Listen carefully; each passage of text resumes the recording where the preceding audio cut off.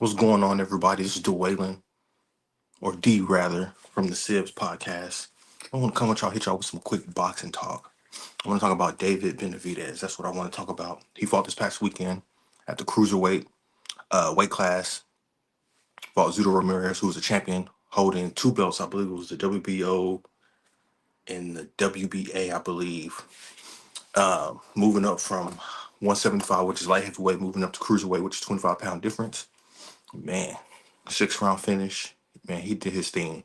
Um, I was watching the fight here at home, and I've watched David Benavidez fight probably Caleb Plant. One, two, this probably maybe my sixth fight where I'm actually like watching the fight from beginning to end. So far, and this was in my opinion was his best performance because in the previous fight he fought Anthony Yard. Anthony Yard is a British based fighter, and usually David Benavidez coming straight at you on the front foot, just pressure, pressure, pressure. But this time he was fighting Zerto, and I know they have a background, have some form of a relationship.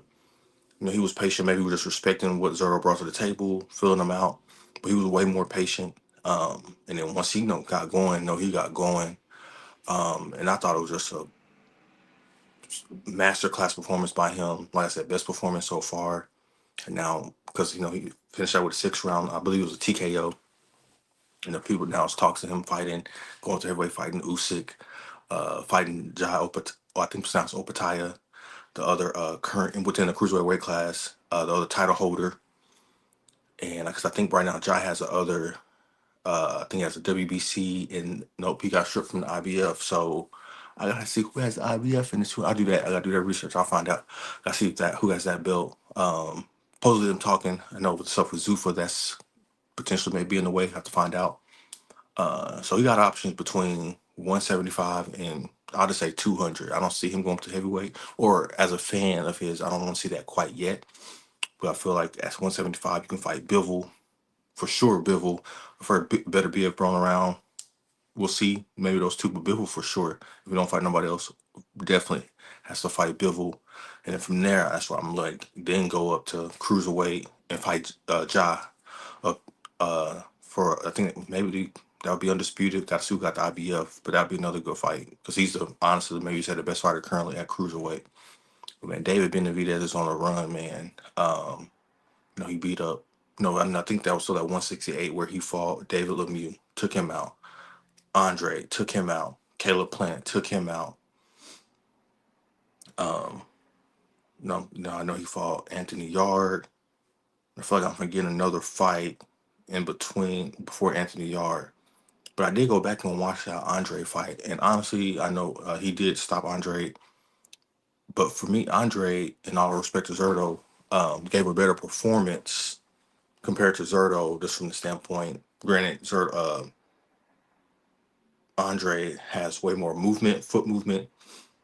Now, I don't think he could necessarily hurt David Benavidez, but the angles when she was punching was impressive. And he showed heart in that fight because he was doing some good work in that fight up until he got knocked down. I think the first knockdown, and after that was kind of down. I think that was around like round four or five. Finally, David got him. That's one thing about David. Like, he's somewhat flat-footed, but he has good upper body movement. He can move his feet when needed. That's not like his game, with those fast hands. But he knows how to hunt down guys that are movers that have good feet. He knows how to hunt them down. He knows how to cut off the ring. He knows how to get to him and then let his hands go. And I think with this fight, he showed patience. So I think it's something that maybe in previous fights, like with Caleb Plant and even with Andre, where he maybe wasn't completely patient as he needed to be. But he's really, I think, is a complete fighter and still becoming that complete fighter. And so it's like right now, man, I got to do a list, like my pound for pound list, which is a skill based list, man. He definitely right now is number one for me right now. Because boy, it's like his mentality, the way he throws punches, I'm like, yo, dude is nice, man. Dude is nice. And I know people a few fans bring up the Canelo fight. I don't see that fight happening. Unfortunately, I feel like it should have happened already. But I understand why Canelo don't want to fight him. That's a guaranteed L for Canelo. Definitely a guaranteed L for Canelo for sure. But I look forward to seeing what's next with David. and just boxing period. I'm a huge boxing fan. Offside, I don't box. I ain't gonna lie, I don't box. I do like little classes here and there, hit the punching bag, got me some boxing gloves, my workout bag, but don't box, but I just enjoy the sport. I do enjoy training and stuff like that. Dangerous sport, but man, very strategic sport, and you gotta be very calculated. Various styles and different things like that. But you will hear more boxing talk on this channel, especially from me. It's one of the things I do. Very one of my favorite like hobbies, just to watch, to go and train every now and then. Just punching bag type stuff. But yeah, boxing is where it's at, man. One of the very unique sport. But yeah, shout out to boxing. As far as what's coming up next, as far as the next boxing fights this weekend on the 9th, we have a UK based fight, Wardley versus Du Bois, which will be over in Manchester for the WBO World Heavyweight Championship. This will be a good one. Also on this undercard, we got David Morrell, who that's who it was. David Morrell. That's David Morrell. David Benavidez fault. That was the fight before Anthony Yard. But yes, he's fighting as a co-main event. Young brother named, ooh, don't get me lying on these names. But go to box.live, boxlive.com, box.live to see boxing schedules.